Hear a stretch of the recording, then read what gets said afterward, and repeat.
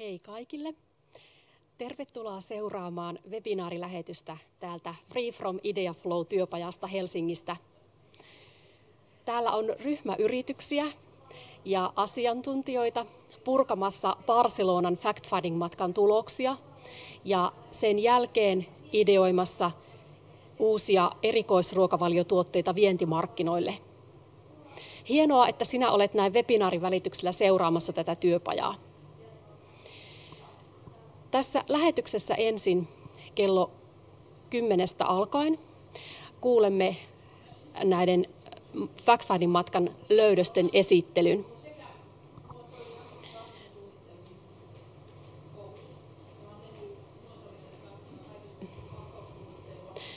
Ensimmäisenä esityksensä pitää Riikka Salokannel.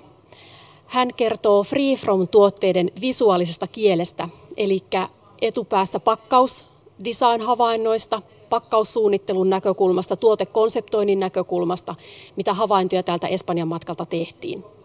Sen jälkeen esityksensä pitää Jukka-Pekka Inkinen, joka on koonnut videomateriaalia matkalta, matkadokkareita, havaintoja myymäläkierrokselta, eli tuotelöydöksiä, markkinarakomahdollisuuksia ynnä muuta, mitä myymäläkierrokselta Barcelonasta löytyi.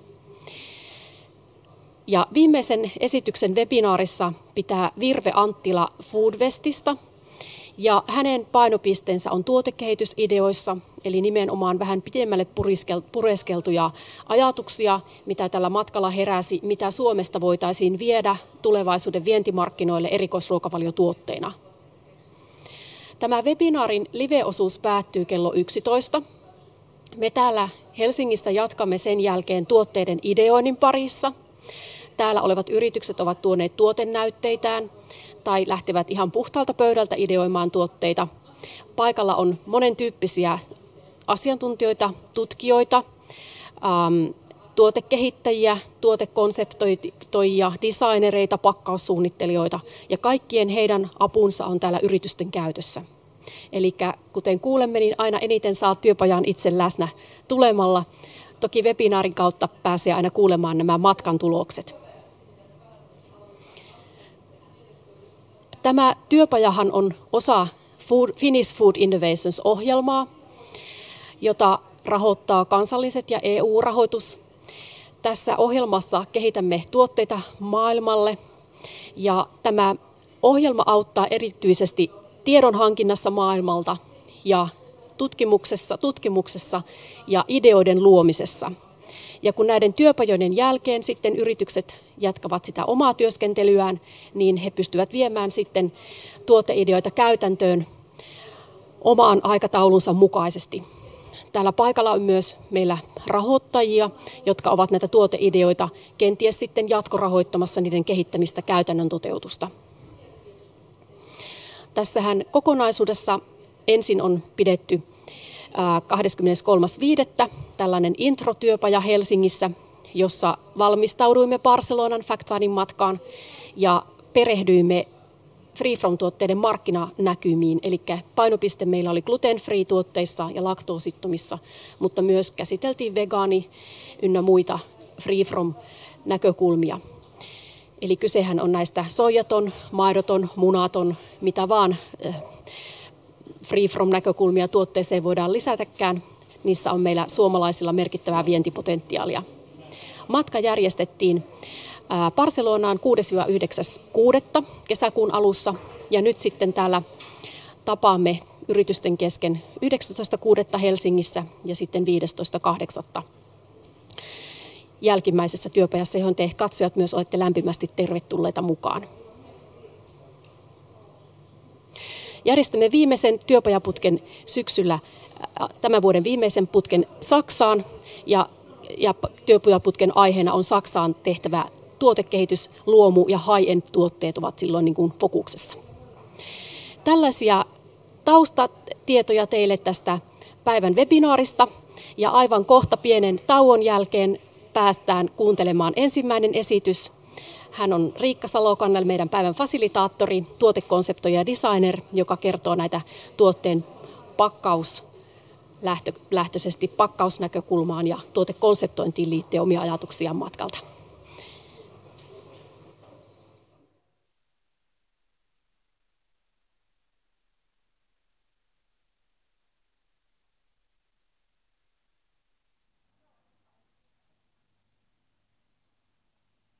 No niin, mä sen verran spiikkaan itteni sisään, että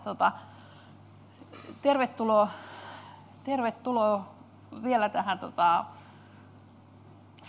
Fact-Finding matkan löydösten esittelyyn. Meistä jokainen on vähän eri vinkkelistä katsoneet niitä, mitä me siellä Parsenolassa löydettiin. Ja mun kysymykseni, ilman välttämättä niitä vastauksia, on vähän tämmöinen, että holaa, puhuuko tuotteesi visuaalista Free from Espanjaa? Koska jos niille markkinoille haluaa sen tuotteensa tehdä, niin sitten sen pitää niin kuin visuaalisesti pystyä kommunikoimaan tätä kautta. Ja taustoistani johtuen niin mä erityisen paljon toki puhun pakkauksista, siitä mitä se tuote näyttää, sieltä mitä siinä ostohetken päätöksessä pitää olla, mutta yhtä lailla muotoilijan ja graafikon täytyy osata kertoa, minkä muotosta tai väristä joku maku on. Meidän pitää osata saada vesi herähtämään kielelle paperista, pahvista, pellistä, muovista. Eli meidän pitää pystyä muuttamaan se pakkaus siksi sisällöksi, mikä sinne sitten on taas tuotettu, jotta se muodostuu siksi kokemukseksi, mikä me halutaan, että se tuote synnyttää. Ja mulla ei pelkästään, tai mulla on vasta lopussa on sitten vähän jotain varsinaista analysointia sieltä messusta, kun mä haluan enemmän vielä tästä, että mitä se visuaalinen kieli oikeasti voi tarkoittaa, koska silloin kun te annatte sitten toimeksiantoja niiden tuotteittenne kehittämiseksi, niin teillä pitää kuitenkin olla joku semmoinen taju siitä, että mitä siitä voidaan saada. No, sitä Espanjan visuaalista kieltä, meillä voi olla niin kuin tuttuja maailmoita siellä. Toki se, mikä äkkiä näytti tutulta, niin kuin tämä kauppahallin vihannestiski, niin olihan siinäkin sitten semmoinen Espanja murre, kun oli niin monta erilaista tomaattia. Selitä sieltä nyt sitten, että mä minkälaisen haluan. Sitten siellä oli siihen kulttuuriin selkeästi kuuluva osa. Nämä tämmöiset ilmakuivatut kinkut ja niihin liittyvät tuommoiset purjekangassäkit. Tai alussa mä voisin ajatella, että ne olisi ollut noita golflaukkuja mulle. Että ihan oma juttunsa siellä Espanjassa. Jotain, mitä meillä ei ole Suomessa täällä. Joku, mikä on heidän täysin oma juttunsa. Se ei ole semmoista yleistä visuaalista kieltä, niillä on oma koodisto. Mutta sitten me lähestytään semmoisia niinku todellisia sen niinku kielen, visuaalisen kielen tämmöisiä niinku eroavaisuuksia. Ja esimerkiksi tämä hylly voisi mun mielestä näyttää joko huuhteluainehyllyltä, tosi vähän vanhanaikaiselta, tai sitten pyykinpesuaineita, mutta tämä on siis maitohyllyä kaikki. Ja tämä oli kaikista paras maito. Vaatii todella suurta rohkeutta minun koodistollani niin kuin ottaa tästä maitoa ja juottaa sitä lapselleni, koska enhän mä nyt ehdoin tahdoin sit semmoista tolua tai sinolia halua lapselleni antaa, mutta tämmöisessä koodistomaailmassa he siellä on. Ja joka ikisessä vientimaassa, joka ikisessä paikassa, mihin teidän tuotteet päätyy, niin se on niiden asiakkaiden siihen hetkeen saakka keräämä kokemuskoodisto, kieli, mitä he käyttää. Ja tavallaan iso oivallus on se, että meillä jokaisella on visuaalinen äidinkieli, se on ihan samalla opittu kuin puhuttu kieli, ja sitä sitten kokemuksilla tehdään. Sitten niillä toisilla on niiden visuaalinen oma äidinkielensä, ja sitten on olemassa tällainen kansainvälinen visuaalinen bad English, jota niin kuin suurin piirtein voidaan ymmärtää eri puolilla. Mutta parasta olisi, jos pystyisi sekä sillä omalla kielellään, että sitten sen kohdemaan ja niiden asiakkaiden kielellä tekemään sen ratkaisun. Että mulla on vaikka joku batterienergiajuoma on ollut siitä esimerkkinä, että sen koodisto on toiminut sellaisena ilman selityksiä, niin 50 maassa kuitenkin.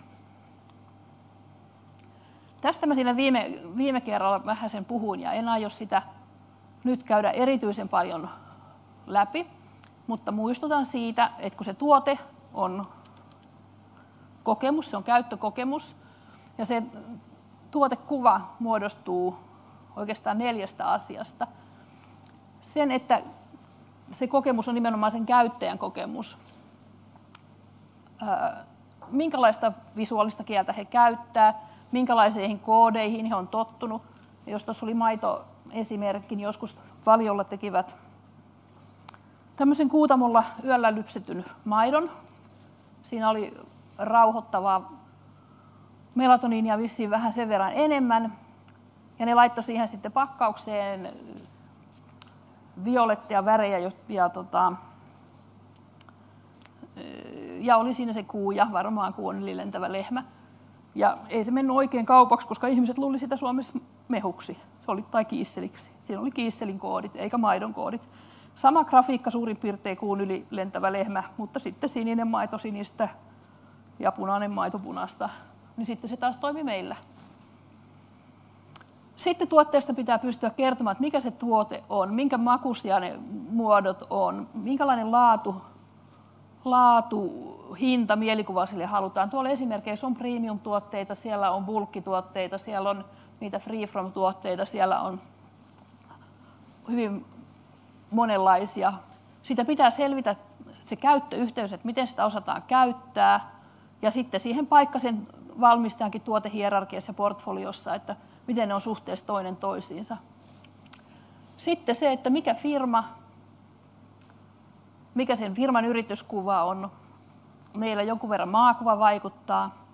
Mikä se yritys on ja mitä se edustaa, se pitää huokua myöskin sieltä pakkauksesta tietyllä tapaa. Ja sitten se kaikki ne hetket, jolloin sitä kukaan ihminen joutuu päättämään, että tartunko mä tähän tuotteeseen tai en. Jokainen niistä hetkistä pitäisi olla sillä lailla designattu, kirjoitin sen tahallaan tolleen, koska se design ei nyt välttämättä tarkoita semmoista nätiksi taputtelua. Eli ne kohtaamisen hetket, sen pitää myydä siellä kaupassa. Mä olin Best Beforella tekemässä näitä silmäliiketutkimuksia, niin tuote pitää sekä nähdä että tarttua ennen kuin se hyppää ostoskoriin. Se ei tapahdu, jos ei sitä näe, eikä kädenteemieli tarttua siihen. Ja se aina vertautuu silloin niihin kilpaileviin tuotteisiin. Ja tästä se mun esimerkkini on, mitä toistan, on se, että komppanian kaunein ei ole aina balettiryhmän sievin. Että se on aina siinä hetkessä se vertautuminen tapahtuu, jossa se kohtaaminen on. Ja sitten kannattaa tiedostaa, että meillä on sekä tiedostettuja niin kuin reagointeja niihin tuotteisiin, ja sitten todella paljon tiedostamatonta asiaa tapahtuu silloin, kun ihmiset kulkee. Ja mun väitteeni on tämän niin kuin pakkauksista, että jos tuossa oikealla on kuvattu, että mitä pakkauksen tehtävä, että sen pitää viestiä, niin kuin lintu ehdollistuu nyt tuon linnunmunassa oleviin näihin kuvioihin niin, että vaikka niillä olisi 100 meidän mielestä samannäköistä munaa vierekkäin, niin se emu löytää sen omansa, koska se on niin kuin hänen silmiinsä tehty viesti. Ehdollistuma on tapahtunut, se suojaa ja se kuljettaa. Mutta mun väite on, että me pystytään tekemään vielä tämä takiaisvaikutus tuotteeseen, että oikeasti tiedä, miksi se hyppäsi mun ostoskärryyn se tuote, jos jaksaa tehdä ne läksyt niin kuin loppuun saakka kunnolla. Ja nyt niihin läksyihin kuuluu tämän visuaalisen kielen tai visuaalisen vieraan kielen kieliopin rakenne. Eli mitä tuossa tuotteessa, sen tuotteen ulkoisessa olemuksessa on. Me voidaan pilkkoa sitä paloihin ja arvioida niitä siitä näkökulmasta sitten. Ja siellä on muoto, siellä on materiaalit, siellä on tekstit, kuvat, se rytmi, millä ne on laitettu ja värit. Muotoon liittyy toki koko ja tämän tapaisia asioita. Mulla on muutama avaava esimerkki näistä. Eli silloin kun muotoon on ehdollistuttu, niin meidän ei tarvitse ymmärtää mitään sen tuotteen niin kuin sanoista. Meillä on ehdollistumia käynyt esimerkiksi sellaisiin asioihin, mitä me koetaan aika laadukkaaksi. Yleensä leveätä laakeita muotoa pidetään laadukkaampana kuin kapeata ahtaaseen pakattua esimerkiksi. Ja silloin jo me osataan niin kuin ajatella, että leveässä laakeessa on jotain luksuksempaa kuin jossain hyvin ahtaaseen niin kuin sullotussa. Niihin on joskus vaikea päästä sinne tiedostamattomaan käsiksi, että mikä siihen vaikuttaa, mutta helppoja on sitten sellaiset harjoitukset, että on pelkästään niitä muotoja. Ja sitten kun te kysytte vaikka, mä oon paljon siellä Koffilla tietysti pullomuotoilun kanssa ollut tekemisissä ja tehnyt sitä, niin on, en mä tiedä, 12 erilaista pullomuotoa ilman näitä. Niin sitten vaan pyydetään ihmisiä laittakaa kylmin tänne ja lämpimin tänne, niin kyllä ihmiset osaa laittaa muodot lämpöjärjestykseen, sehän ei ole abstrakti. No sitten me tiedetään, että ne kylmimmät sopii paremmin vesille, missä on vähemmän. Sitten kun rupeaa tulemaan täyteläisemmäksi ne maut, niin sitten valmitaan niistä lämpimistä muodoista. Se ei silti tarkoita, että siellä on kuumaa mehua. Se on edelleenkin vaikka sitten se kylmä olut siellä, mutta kun se on täyteläisempi, niin sitten se on niin kuin synonyymissä sen lämpöisyyden kanssa. Näiden kahden säilyttimen, jossa on säilytinosa ja säilytinosa, korkki ja etiketti, sisällä on samaa tuotetta. Nämähän nyt ei vaan ole sitten niin kuin samat tuotteet, kyllä se vaan niin kuin ohjaa meitä ihan. No, samoin sitten materiaalit. Tässä on nyt samanmuotoiset nämä pienet makeisrasiat. Kuvat ei nyt tee oikeuttaan niille. Tässä tämänpuoleisessa on vielä semmoinen aika pehmeä kartongin tuntu siinä. Ja tuossa tuo kuva on paljon muovisempi tuntu. Sehän antaa sen niin kuin maanläheisyys, teollisuus fiiliksen ainakin mulle.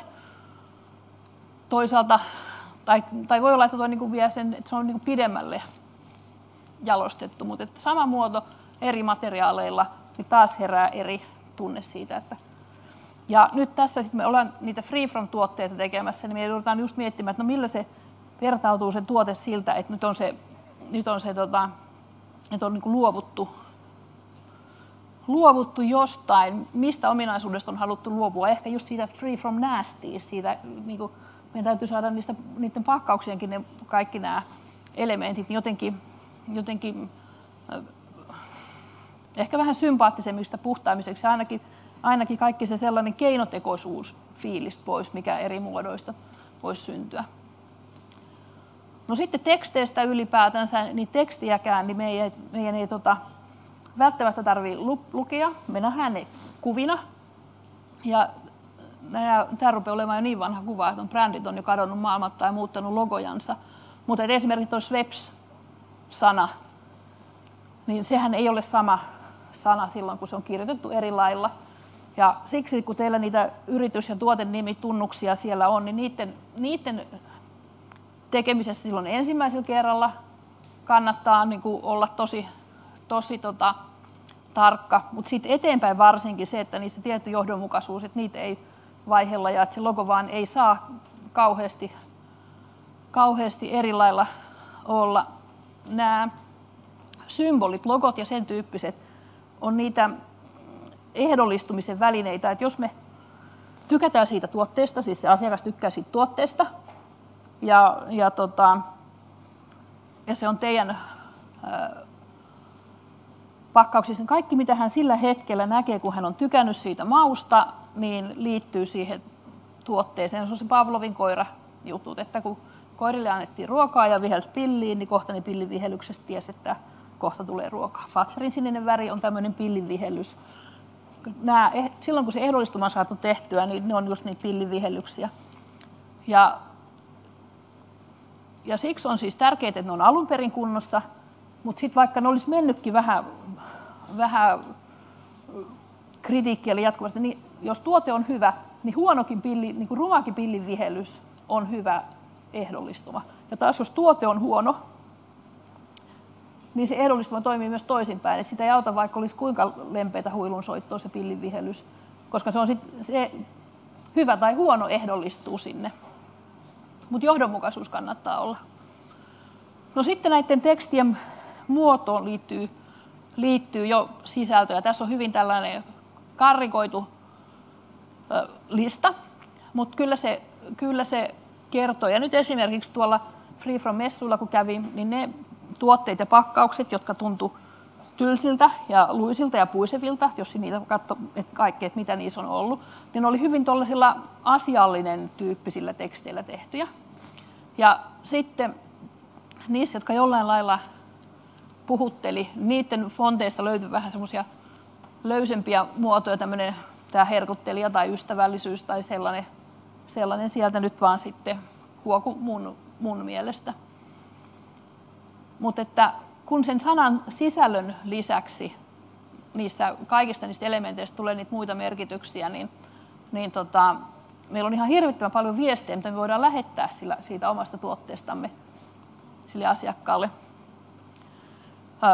Se rytmi, millä ne tuotteet on laitettu siihen. Tässä esimerkiksi nyt on tämä vasemmanpuolinen kahvipaketti on enemmän rojali kuin tuo oikealla puolella, vaikka se on kirjoittanut olevansa rojali, niin se ei ole niin rojali kuin tämä. Jos sun pitää kirjoittaa, että mä olen laadukas, etkä sä näytä siltä, niin sä oot hävinnyt sen pelin. Jos joudut kirjoittamaan sen abstraktion, sen maun, sen tunteen, minkä se herättää, ja se ei huou sen tuotteen olemuksesta, niin te olette hävinnyt sillä tuotteella sen pelin. Rytmistä tämä nyt oli esimerkkinä siinä, että sitä voi tehdä monella lailla. Aika kauan aikaa sitten, kun tehtiin tätä Pirkkalan spelttipusseja ensimmäisiä, niin siinä vaiheessa todettiin, että leipäpusseissa on pystyraitoja ja jauhopusseissa on oranssia värejä, ja speltti piti saada siihen samaan tuoteryhmäkieleen. Niin pystyraidat tehtiin viljan kuvina, mutta se oli silti pystyraidat. Se ei tarkoita sitä, että se niin tehdään täsmälleen samalla lailla, mutta samantapaisia elementtejä. Ja toki värimaailma oli sitten mitä piti. No sitten kuvista mä voisin, ja mä itse asiassa tuon muotoiluinstituutin sen lopputyön nyt tein pakkausten visuaalisesta kielestä. Mutta tässä on nyt mun yksi esimerkkisarja vaan nyt tuommoisesta apinahäntä lakuista, jossa sen pakkauksen kuvitus ja sitten se tuote, niin ne on niin kuin kytkyssä toinen toisiinsa, että ilman toista ei ole toista, että silleen se kuvat toimii. Mutta ei se ole graafikoillekaan helppoa, kun me sitten messuosastoa tehtiin, niin ne tarjosi tämmöisen messuosaston siihen. Ja tuon makulakun yrityskuva on vielä, että se haluaa se iloisempi lakumaku. Ja mun piti tällainen laittaa sinne, että tosi iloista touhuu teillä. Että ettekö te näe, että ei tämä nyt ihan niin kuin ole se iloisempi lakumaku juttu, mitä te olette tarjoamassa.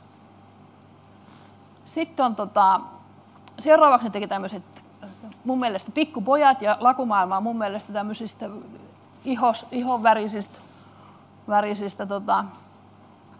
nassikoista pääsemässä eroon, kunnes vasta 3. kerralla saatiin tämä veijarimaisuus sinne mukaan. Väreihin liittyy sitten viestit vielä se on ihan oma maailmansa, että mitä kaikkea niillä värisävyillä pystytään niitä tekemään. Mulla on muutaman minuutin aikaa, niin huomioita muodoista siellä. Ja toki pakkauksissa on hyvin vakiomuotoja. Free from-pakkaukset on yleensä pienempi kokoisia kuin vastaavat vakiotuotteet, koska päädytään samaan hintapisteeseen. Että se vaikuttaa myös sitten sen kokoon. Että taskussa on saman verran rahaa ostoksen tekemiseen. Ja sitten niin kuin tässä alarivissä, niin keskenään kilpailevilla tuotteilla saattaa olla hyvinkin samankaltaisia ne pakkausratkaisut. Materiaaleista, niin niillä sitten sitä erottuvuutta pystyttiin tekemään. Kananmunahylly, meilläkin on monenlaisia erilaisia kananmunia, mutta kyllä siellä oli vaan sitten niinku oikeasti sitä niinku profiilia haettu sillä tavalla, että miten ne on kääritty. Teksteistä, tämä on nyt vaan kertomassa mun mielestä sitä. Mä en tänä päivänäkään tiedä, että onko tämä Coca-Cola Companyn tuote vai ei, mutta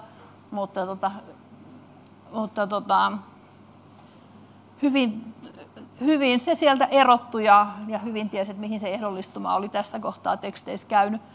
Siellä aika hyvin oli tekstikuvilla kyllä osattu joitakin tuotteita symboloida. Mun mielestä nämä ylikansalliset niin kuin kieltomerkit tai muut ei välttämättä toiminut niin hyvin kuin nämä tämmöiset, että jos antioksidantit tai kolesterolit tai mihinhän nämä nyt liittyy, niin kyllä sieltä niin kuin on aika helppo sitten tietyllä tapaa tunnistaa, että no mitkähän nyt on just niitä, mitä mä täältä haluaisin hakea itselleni. Teksteistä vielä, tuossa voi olla myöhemmissä videoissa tulee, tuolla oli tosi tarkkaa kieltomerkkiä. Mun mielestä vielä tuo yksi myrkkypullon merkki jotenkin kaikista pahin noissa tuotteissa, kun sitten on tämä Naked-sarja, tosi paljon rennompi, joka haluaa sitten tämmöistä guilt-free herkuttelua. Kun siellä messuilla oli tosi paljon sitä semmoista, tämä on nyt terveellisempää tuotteita. Sitten mulla on vielä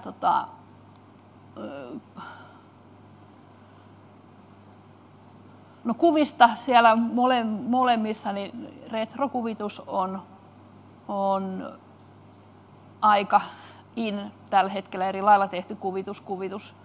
Ja sitten se, että se niin kuin pakkaus itsessään muodostaa jonkun kuvan, niin kuin noissa mun mielestä vasemman puolella on tämmöinen suunmallinen tuo ikkuna-aukko. Nämä on ihan mahtavan hienot pakkaukset hyvästä firmasta. Siellä on uudella tavalla perinteiset jutut, siis pastassa kuuluu olla Italian värit, punaista, vihreitä ja valkoista, niin kuin siellä on, ja sitten siellä oli kuitenkin niitä juttuja raikkaalla tavalla, minkä kanssa se pasta menee, kun pastapussit muuten on aika tunkkasia. Ja sitten kuitenkin tuote näkyy, ja mun mielestä nämä oli mainiot. Ja rytmistä, silloin kun haluttiin luksusta, niin nämä lihapakkaukset voisi olla meillä suklaahyllyssä, no siellä on lihaa, ja sitten taas rytmiä, että jos halutaan semmoista runsauden tunnulla helppoa ostettavuutta, niin sitten sitä runsautta käytetään väreissä. Jos ei siellä ollut tylsiä peessin sävyjä, niin sitten löytyi joitakin värikkäitä, jotka tuntui niin pikkusen murretulta väriskaalalta kaiken kaikkiaan luomutuotteissa. Tässä oli tämä mun minuutin ylitin aikana. Eeva-Liisa pyysi kellottamaan, ja mä olin kyllä kellottanut, mutta ehkä mulla tuli joku juttu mieleen. Mutta siis tämmöisiä huomioita siitä, että mitä se visuaalinen kieli on, ja sitten kun mennään sinne kohdemaahan, niin meidän niin kannattaa ainakin tietää, että miten siihen omaan tuotteeseen reagoidaan. Ja jos ei muuta niitä prototyyppejä, kyllähän niitä niin katsotaan silleen näytöltäkin ja muuta, mutta paras olisi se, että pystyisi sen prototyypin sujauttaa vähäksi aikaa siihen hyllyyn, missä se tulee olemaan, ja katsoa, että ei hitsi, ei toimi, taikka että toimii. Mielettömän huikea esitys, ainakin mulle niin kuin joka ikinen sana oli ihan niin kuin täyttä tykitystä. Ja jos otat sen kinkkukuvan takaisin siinä edellisessä, niin tossa, niin mä en tiedä nähdäänkö me tuossa hintoja ja kilohintoja, mutta näin leipurina, niin mulla ei ole ihan viimeistä faktaa gluteenittomien tuotteiden todellisesta hintatasosta Espanjan markkinassa, mutta perusleipä, niin kuluttaja maksaa siitä keskimäärin 1,20 € kilon. Ja tuosta kinkusta toi 5J, mä satun tuntea ton brändin, niin se maksaa noin 250–315 € riippuen mistä kohdasta se on leikattu kilohinta. Että siinä on onnistuttu ainakin brändäämään tuote hyvin ja ilmeisesti ne kauppaa tekee, kun se löytyy joka paikasta. Niin ja mietin, minkälainen investointi, jos ostaa niin semmoinen haave saada edes, se on golfsäkki ja kalliimpi se säkki. Ja vielä viimeinen kommentti tuohon kokonaisesitykseen, niin minusta me juuri niin kuin Moilasella ja varmaan moni muukin vientiyritys niin kipuilee just noiden samojen asioiden kanssa, ja kysymyshän ei ole vaan siitä tuotteesta, vaan nimenomaan siitä odotusarvosta, jonka kuluttaja sille tuotteelle asettaa. Ja jos se kaikki niin kun täyttyy, kun se ekan kerran näkee, hypistelee, rapistelee, ja jos se tuotteen sisältö vastaa sitä odotusarvoa, mitä se pakkaus tai markkinointi tai ääni tai tuoksu niin kuin antaa ymmärtää sille kuluttajalle, niin sitten siinä on riski, että se ostaa uudelleen. Kyllä. Sen pakkauksen ja sisällön pitää niin kuin kommunikoida sille, että se tuote on aina hintansa väärti. Ja se hinta voi olla sitten ihan mitä vaan, ja sen pitäisi esimerkiksi näin. Se odotusarvo täyttyy, niin se on niin kuin A ja O. Mutta me jatketaan näitä.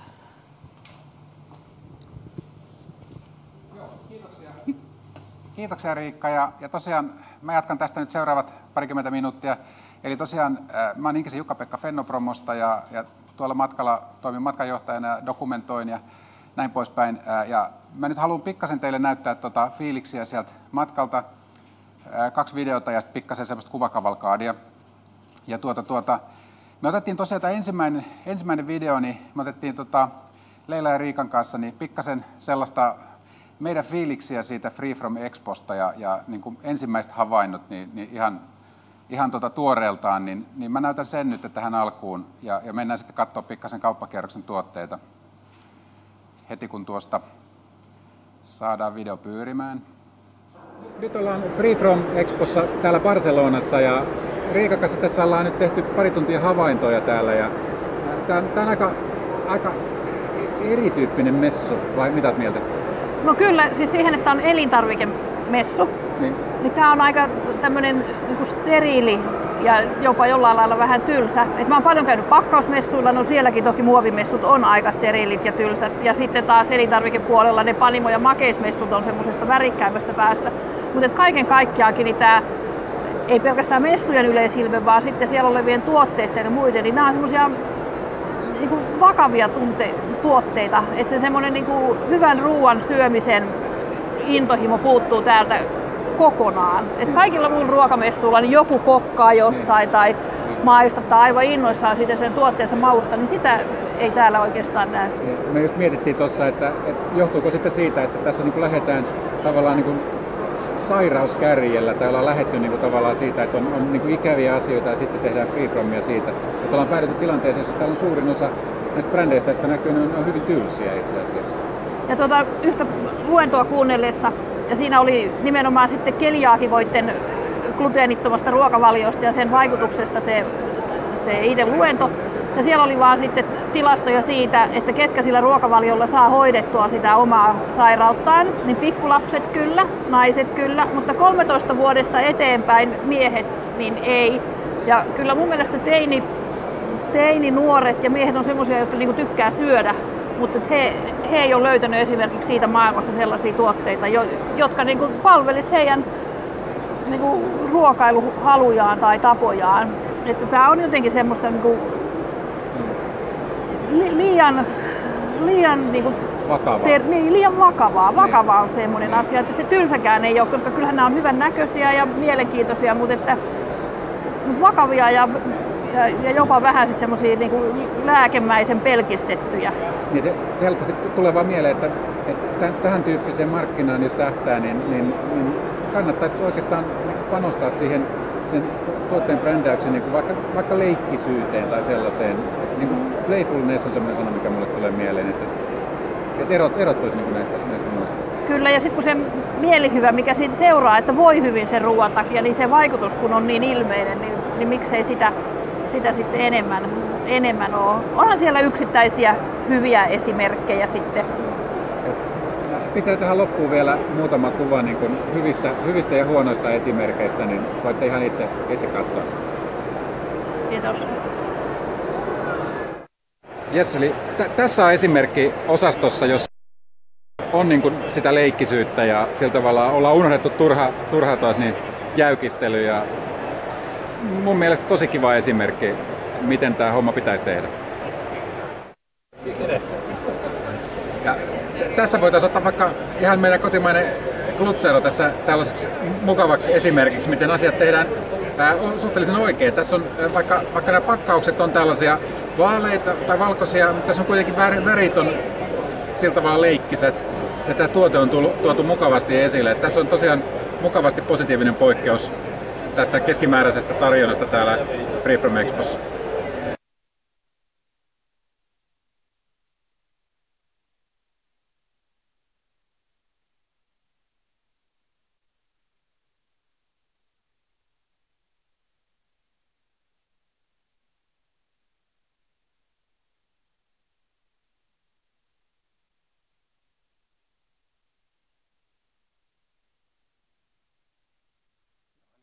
Tosiaan tämä viimeinen nyt oli tällainen niin kuin varoittava esimerkki, että näin ei voi niin kuin tuotetta brändätä. Että ei he varmaan niin kuin kauppaan ole menossa tuolla tavoin sitä mainostamaan, mutta että kyllä tuo on epäilyttävää jo messuillakin. Siis, sehän kiertää kaukaan tuommoiset merkit taas, niin katsoa, että mitä ihme myrkkyä siellä tarjotaan. Mitä enemmän kieltomerkkejä oli, niin sitä enemmän junnut batterienergiajuomassa, mitä enemmän kieltomerkkejä oli tai vaarallista terveydellistä, sitä enemmän ne junnut tykkäsivät sieltä. Ne ei halunnut just niitä terveydessä, se oli se absoluuttinen vastakohta. Mutta meidän täytyy tuntea se kohderyhmä. Kyllä. Joo. Ja onhan se erottautumista se, että erottautuu negatiivisesti porukasta, mutta myykö se, niin se on toinen juttu.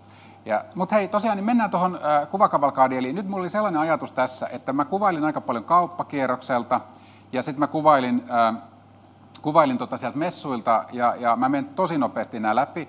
Mutta että mä ajattelin silleen, että ennen kuin me lähdetään ideoimaan, niin otetaan vähän tuotteita, katsotaan niitä läpi silleen, katsokaa niitä, että mitä asioita teille tulee tuosta mieleen. Mä oon siihen pistänyt muutaman oman havainnon, mutta teillä varmasti syntyy niin kuin päässä paljon uusia ajatuksia taas.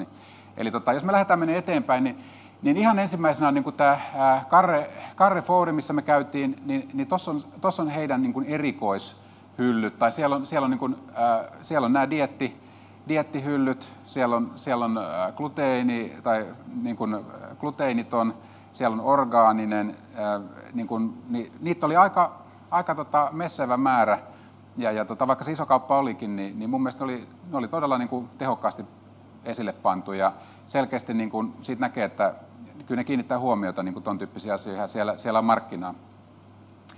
Joo, no sitten mennään näihin niin kuin ihan tuotteisiin, tässä nyt on esimerkkejä sitten Carrefourista. Gullon oli hyvin, tässä on suuri brändi niin kuin tässä gluten freeissä Espanjassa selkeästi, niitä löytyy monesta kaupasta. Sitten tässä oli tosiaan Gullon, sitten on tämä Share, mikä mainostaa itsensä suurimmaksi, saksalainen olettaisin, ja Nestle. Ai se on pohjois-italialainen, okei.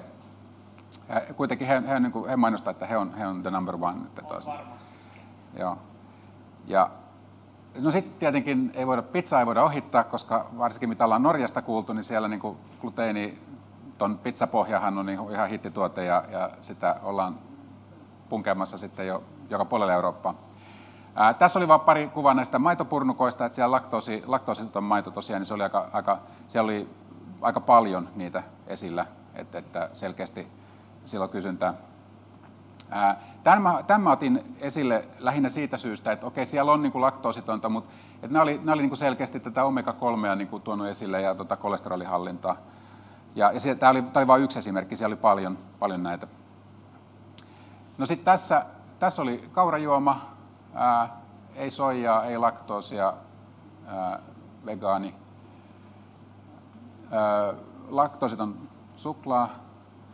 No sitten mentiin seuraavaan kauppaan, eli tämä Santiveeri, se on tällainen pieni putiikki. Mä en ihan varma, että paljonko siinä niitä kauppoja, onko se edes kuinka iso ketju. Mutta tämä oli niinku positiivinen esimerkki mun mielestä tässä että nämä oli ihan raikkaan näköisiä nämä pakkaukset. Näissä ei ollut se normaali keltainen niinku yleissävy ja ainakin mun silmään nämä niin jotenkin näytti paremmalta. Heillä oli pääosin luomua, mutta siellä oli myöskin gluteenitonta. No sitten tullaan takaisin siihen gluteenittomaan ja päädytään taas tähän keltaiseen taas. Mutta tämä no glut, niin aika isolla ne sen on siihen kirjoittanut taas kylkeen.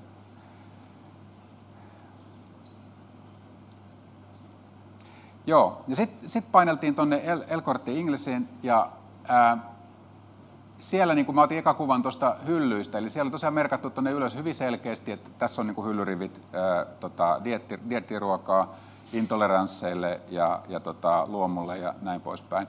Ja tosiaan siellä heti tämä Sharein, niin kuin ensimmäisenä oli isot hyllyt siellä hyvin edustettuna, äärettömän tylsän oloisia tuotteita. No sitten tässä oli tämmöinen vähän positiivisempi poikkeus mun mielestä, niin ainakin tämä pakkausdesign miellyttää mua selkeästi enemmän. Sitten kun mennään eteenpäin, niin tässä taas niin kyllä taatusti niin kuin tajuaa, että on gluteenitonta.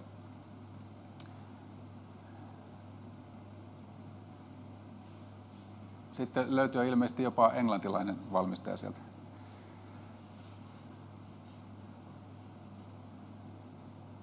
Okei, sitten mennään tämmöiseen pikkukauppaan. Tämä on tällainen Bonpreu, ei ole Barcelonasta, vaan sieltä 100 kilsaa pohjoisesta. Mä haluaisin ottaa tähän yhden tämmöisenkin esimerkin, eli jopa ihan tällaisessa pienessä supermarketissa, niin siellä oli niin kuin yksi hylly gluteenittomalle, ja ne oli niin kuin selkeästi merkattu ne tuotteet, Et ilmeisesti se on uskottava, kun väitetään, että gluteeniton kasvaa tällä hetkellä niin kuin 30% vuosivauhtia keskimäärin Euroopassa, ja se on tehnyt sitä jo vuosikymmenen. Tässä sitten taas Seeriltä esimerkkejä enemmän lasten osastoa ja pastaa. Ja sitten tämän mä halusin ottaa tähän näin, koska tämä on aina tämä lempiaihe, niin kuin lastenruoka. Et nyt tavallaan tähän menee sitä kautta, että vanhempien mielestä gluteeniton on hyväksi sinulle, niin sitten aletaan vaatimaan gluteenittomia lastenruokiakin.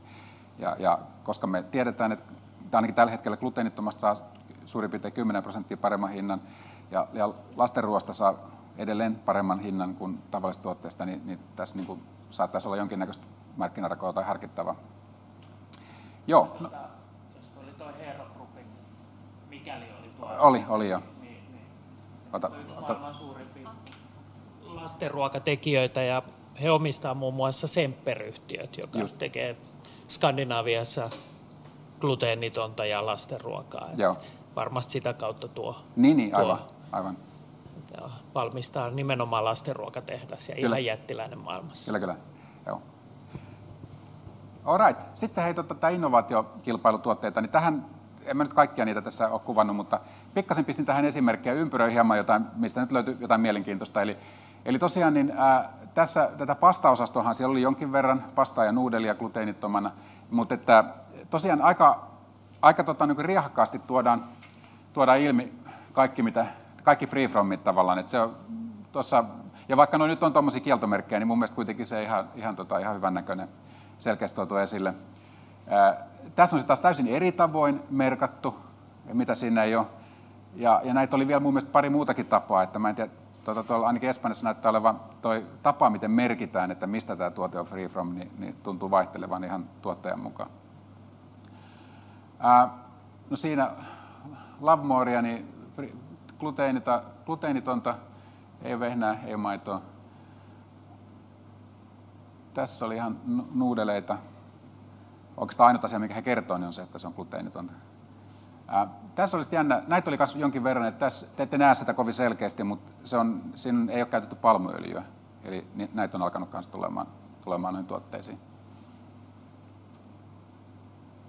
Sitten tämä oli ihan jännä. Tämä on tällainen, mikä tämä, 226, tällainen uusi niin kuin, tai ainakin mulle uusi patukkavalmistaja, niin heillä on niin kuin Evo Bar, tässä on kauraa, ja he mainostaa, että tässä on prebiootteja,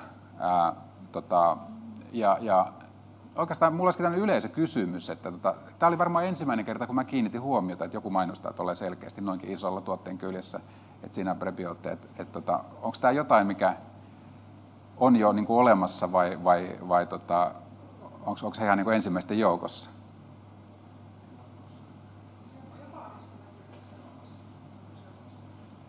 Anteeksi? Niin, että Japanissa näitä saattoi olla, joo. Koska probioottejahan kyllä näkyy, että mainostellaan, mutta taas niin kuin prebiootteja harvemmin. Ja maitotaloushyllyssä näkyy prebiootit vahvasti Suomessakin, mutta tämän tyyppisissä snack-tuotteissa niin ei varmaan niin paljon. Joo. All right. Joo, sitten tofua. Se on vapaa kaikesta. Niin vettä siinä ilmeisesti on.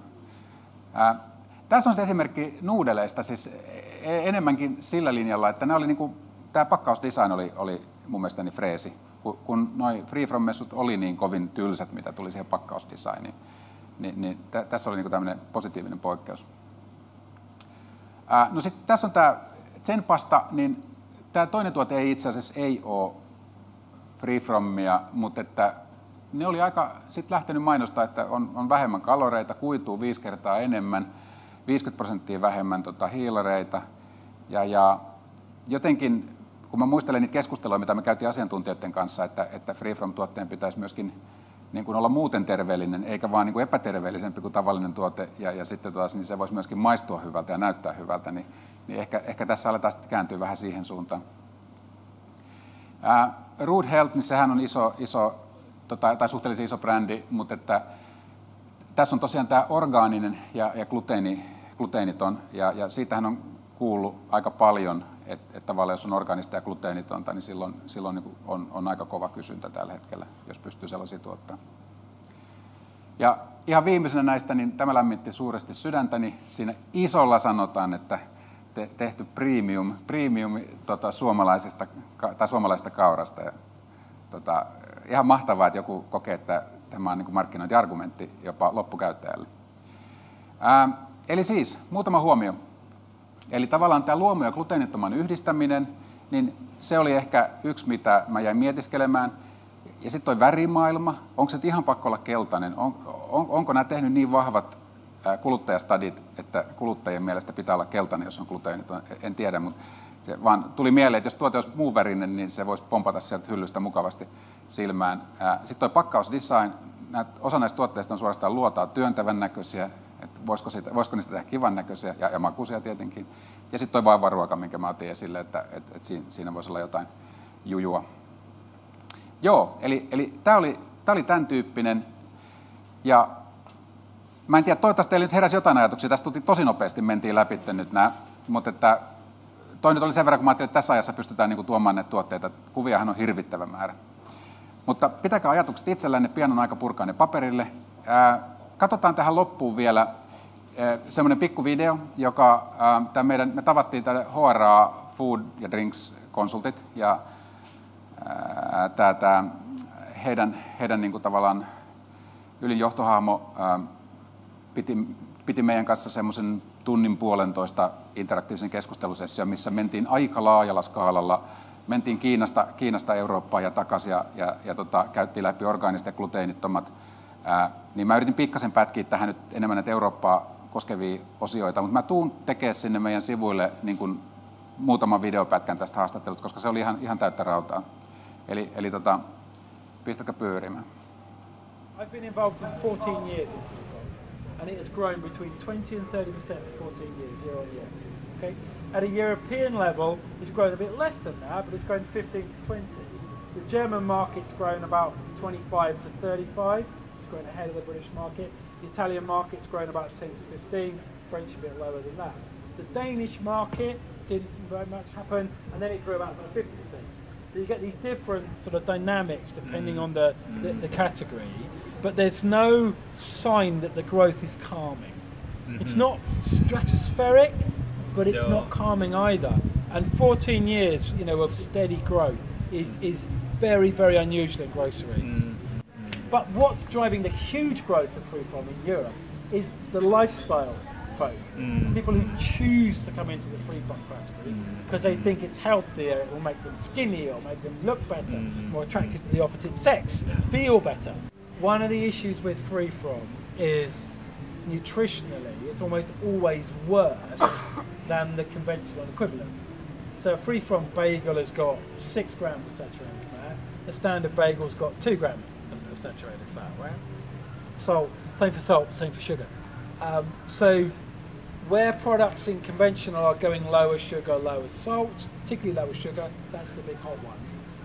Nobody's really done the lower sugar job on Freefrom. So if they're the two hottest trends, which they are, then there's going to be quite a big group, an expanding group, who are going to want lower sugar Freefrom. Okay? Just remember, the retailer is the only guy in the whole chain who doesn't actually care what they sell. They don't give a stuff about whether they sell crisps or beer or tissues. Don't care. As long as they sell something, yeah? It doesn't matter. They have no affinity and no love for any particular product. Okay? So all they want is to sell more. And there's what Freefrom has is what I call the 4-in-1 effect. Okay? So where you capture if one person in the family has an intolerance or is celiac, then all the family shops, the entire shop at that store. So what the retailer is doing by having a big range of Freefrom products is capturing the whole family. So there's this multiplier effect. You capture one Freefrom customer, you capture 4. So they're really valuable. That explains the retailer's interest. I would look at technology and I'd look at the intersection of the food industry and what's happening in technology, particularly with wearables at the moment. And there's so much work going on in that area where, you know, I don't know whether you guys use MyFitnessPal or any of these. So there's calorie trackers, there's food trackers, barcode scanners, there's wearable ones now. You literally put that over the top of it. So the German, the Austrian, the Czech, and the Swiss market is going absolutely mad for organic. But the UK and French consumers want organic when classically there's been a health scare in that category or perception of bad farming practice. So in beef in the UK, in fish in France where there's mercury contamination, in chicken where there's Campylobacter or there's kind of battery chickens, yeah? In eggs.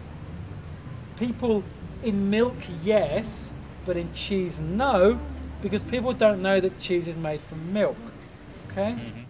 There's a trend towards natural and unprocessed, and that would be, you know, a jumbo oat, yeah.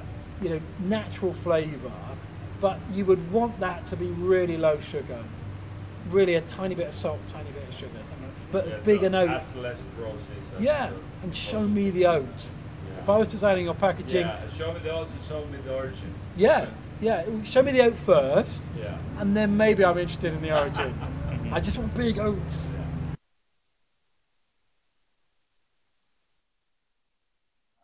Hän pitää isoista Jumbo Oatsista. Mutta tosiaan hän on hauska kaveri. Mä teen näistä, nämä on tosiaan hyviä videoita, mä teen muutaman niitä. Ja meillä oli vähän semmoinen ajatus, että jos me voidaan käyttää häntä myöskin meidän Saksan kiertueilla, niin käytetään.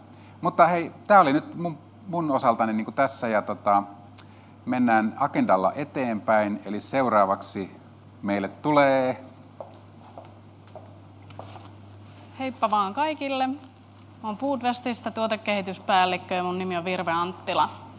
Kiitoksia Fennopromolle, että sain osallistua tänne Barcelonan matkaan ja saan tulla jakamaan näitä mun ajatuksia näistä tuotteista teidän kaikkien kanssa. Yleisiä havaintoja tuolta messuilta gluteenittomuusta ja kaupoista, niin gluteenittomuus oli ihan selvästi suurin tuoteryhmä tässä Free From puolella, mutta heti perässä tulivat luomu ja Clean Label. Laktoosittomat tuotteet, niin niistä oli tosi paljon seminaareja messuilla, mutta itse messuilla ei juurikaan näkynyt laktoosittomuus millään lailla. Kaupoissa niitä oli jonkin verran, mutta esimerkiksi messujen VIP-alueelta siellä ei ollut ollenkaan tarjolla laktoositonta maitoa, huolimatta siitä, että minkämoisilla messuilla olimme. Kaupoissa niitä löytyi monilta eri osastoilta, mutta niin kuin JPkin tuossa näytti, niin Carrefourissa niitä tuotteita oli ryhmitelty samoihin paikkoihin ja ne oli selvästi esillä. Tämä matkaohjelma mun mielestä toimi tosi hyvin. Kiitokset siitä Fennopromolle. Ensin vierailtiin läpitte kaupat ja sen jälkeen nähtiin messujen tarjonta.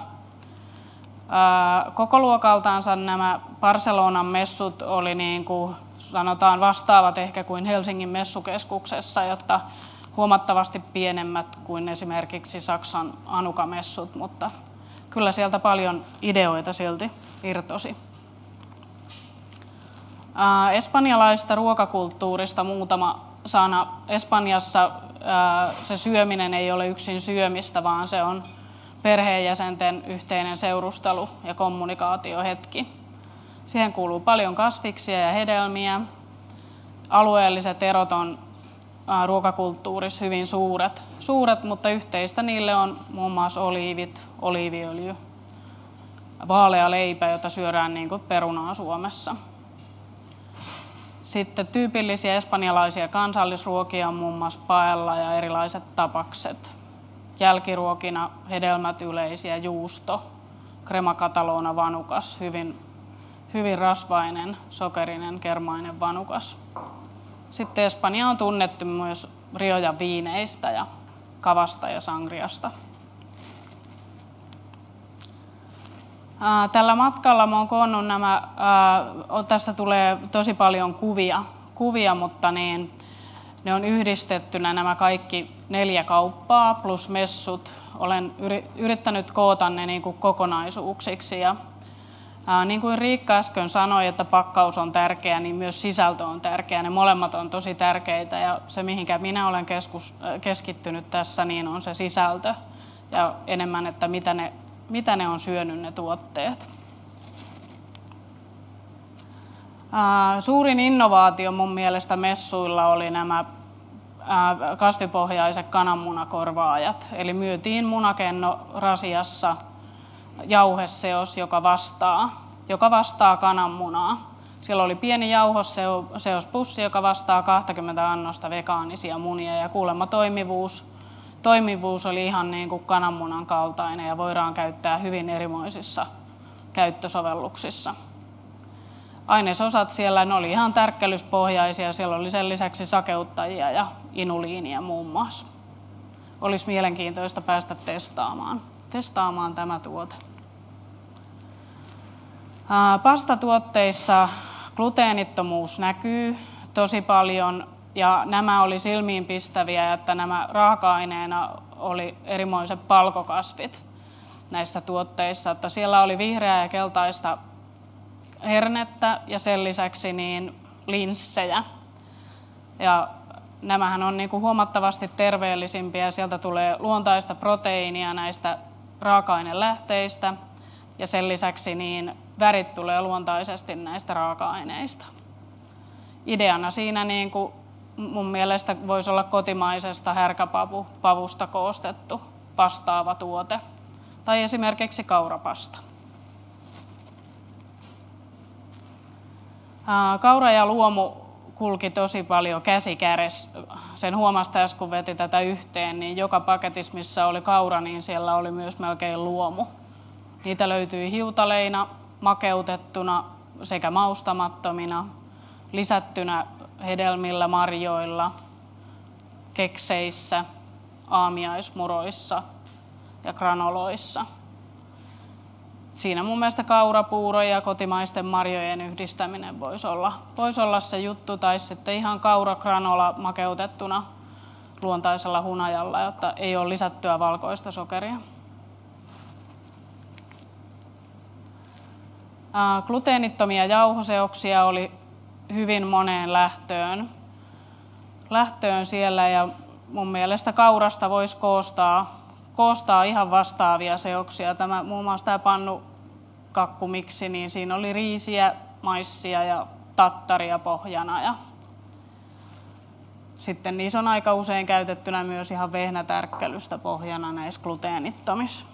Se, mistä saisi vinkkiä sitten niin näihin kaurapohjaisten tuotteiden kehittämiseen, niin messuilla oli 2 suurta toimijaa, Irexi ja Davco, jotka myy näitä valmiita gluteenittomia jauhoseoksia. Ja mun mielestä heidän sivuilla kannattaa käydä katsomassa. Sieltä voisi saada sellaisia applikaatioreseptityyppisiä reseptejä ja lähteä hiomaan niitä omia reseptejä kaurapohjaan. Nämä tosiaan Irexi myy teollisuuteen raaka-aineita, Davcolla on ihan kumpaakin teollisuuteen sekä kuluttajille pusseja. Snack-tuotteita löytyy pitkät hyllyt joka kaupoista ja kaura- ja ruispohjaiset snack-tuotteet voisi olla niin kuin terveellisyys edellä mennä siellä. Se rupesi korostumaan muutenkin siellä Espanjassa terveellisyys, niin kyllä se voisi lyödä leiville. Ja mun mielestä se tuote saisi näkyä läpi sieltä, että paljon olisi snack-tuotteissa läpinäkyviä pakkauksia.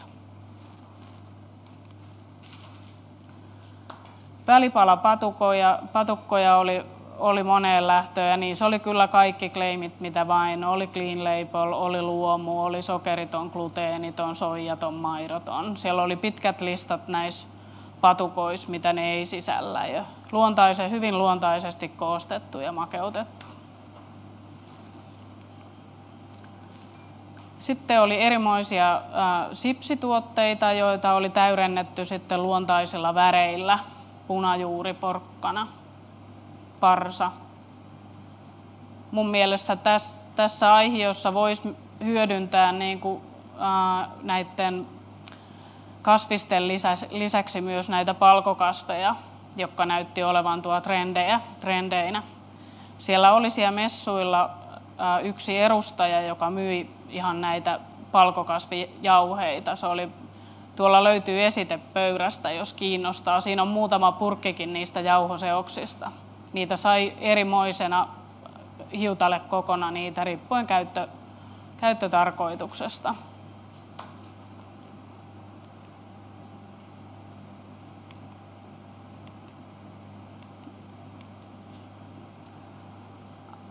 Sitten oli hedelmiä ja marjoja pikareissa lusikan kerran, että saa syödä saman tien. Miksei ne puhtaat suomalaiset luonnonmarjat siellä kanssa menestyisi, jos ne sais vielä valumattomana sinne perille asti, että kyllähän siinä monenmoiset säilyvyysongelmat tulee siinä vaiheessa.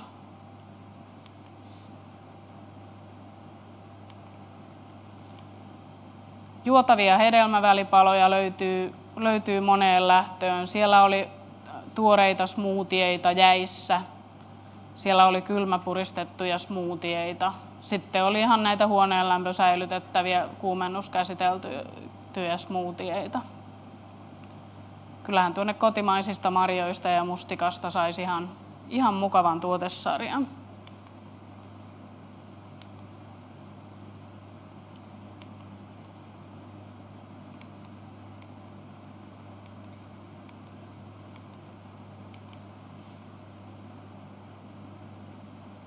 Tämä ei mennä totella muuta. Sitten niin maitopohjaisia lusikoitavia välipaloja, niitä oli tosi pitkät rivit siellä, mutta kyllä yhä enemmän niin kuin huomasi, että niin myös nämä vegaaniset tuotteet oli valtaamassa hyllyä ja ne oli siellä aika usein yhdessä rykelmässä. Jukurteissa näkyi tällaisia ihan artesaanijukurtteja maustamattomana sekä oli myös sellainen ihan stevialla makeutettu, jossa ei ollut marjaa ollenkaan, vaan siellä oli hitusen steviaa mukana, jotta se on miellyttävämpi nauttia. Siinä voisi ideana mun mielestä olla ihan suomalaisella hunajalla maustetut tuotteet ja se mustikka. Sitten näistä vegaanisista hapanmaitotuotteista, niin pohjana siellä oli soija tai kookosmaito. Kauramaitopohjaisilla tuotteilla siellä olisi ihan varmasti niin myös sijaa.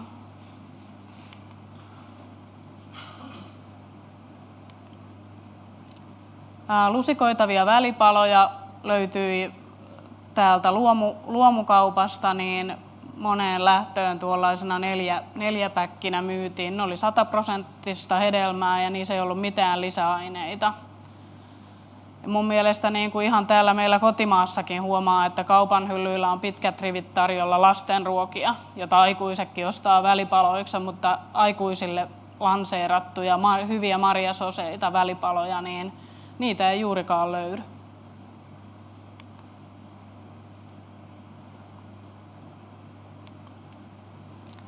Sitten monenmoisia virkistäviä juomia.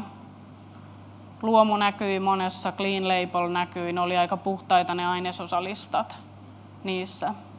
Mun mielestä mahlan hyödyntäminen niin kuin raaka-aineena tämän kaltaisissa tuotteissa voisi olla se juttu. Sitten yhtä lailla kotimaisten yrttien ja marjojen hyödyntäminen. Monenmoisia tahnamaisia tuotteita löytyy. Hummusta oli joka paikat täynnä ja sen osalta mun mielestä voisi ihan vastaavan tuotteen kehittää kotimaisesta härkäpavusta. Tämä liittyy varmaan tähän tapaskulttuuriin, että näitä tahnamaisia tuotteita on niin kuin paljon, jotta snäkkäillään.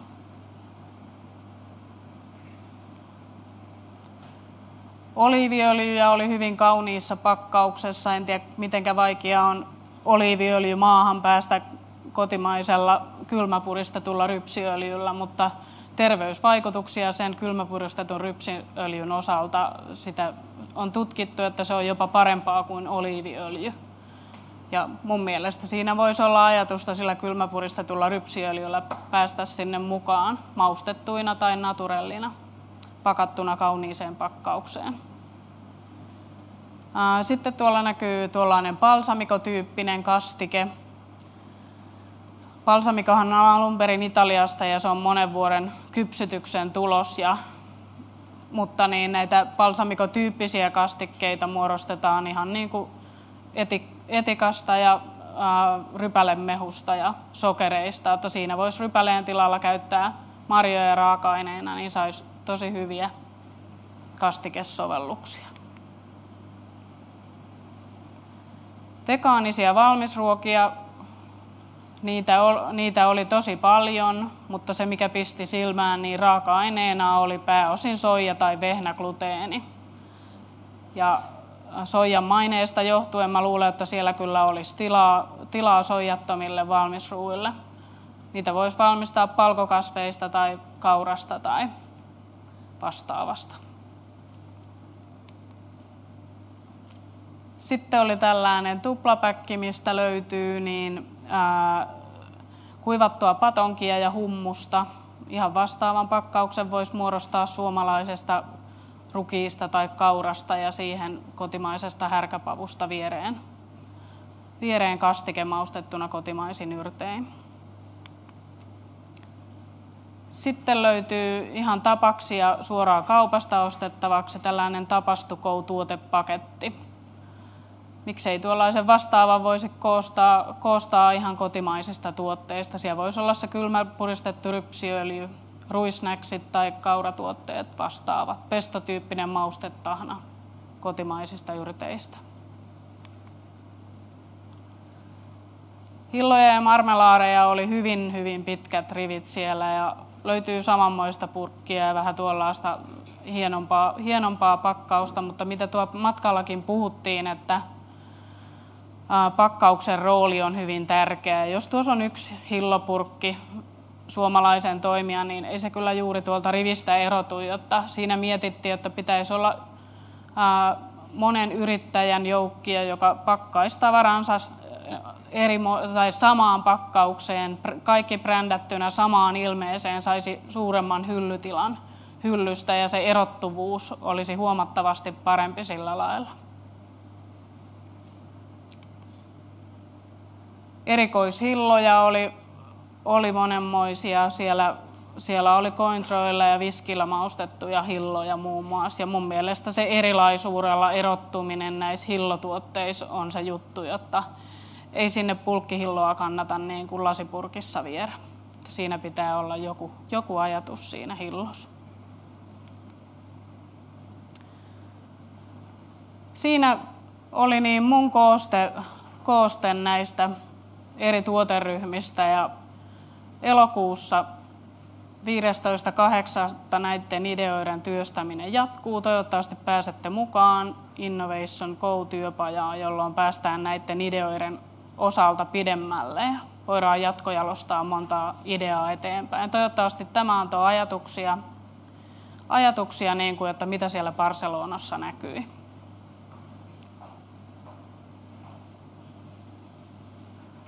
Ja vielä haluan mainostaa, niin Erihyvällä on syyskuun lopussa tilaisuus, tällainen minimessu-tapahtuma Helsingissä, jossa niin, se on business to business tapahtuma, sinne tulee kaupan edustajia, suurkeittiön edustajia, yrityksiä standeille.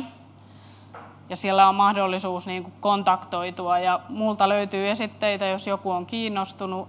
Erihyvä.fi-sivuilta löytyy myös tietoa aiheesta lisää. Kiitoksia. Onko kysyttävää?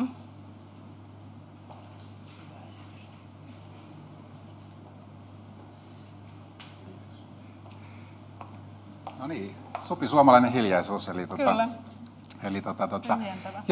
Jos näin on, niin sitten aletaan sulkemaan tätä osuutta, eli webinaaria, ja nyt tosiaan tästä lähdetään siihen hauskaan hommaan, eli ideointiin. Mä kiitän kaikkia, mitkä on seurannut verkossa, ja eritoten läsnäolijoita.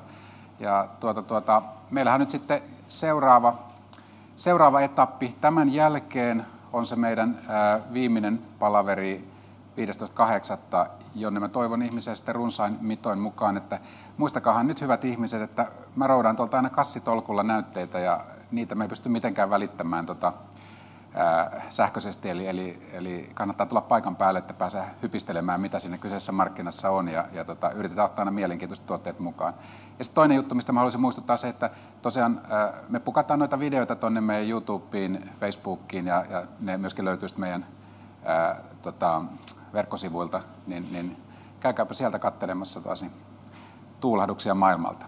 Mutta kiitos meidän puolesta, ja me jatketaan tästä nyt sitten tätä ideointiosiota.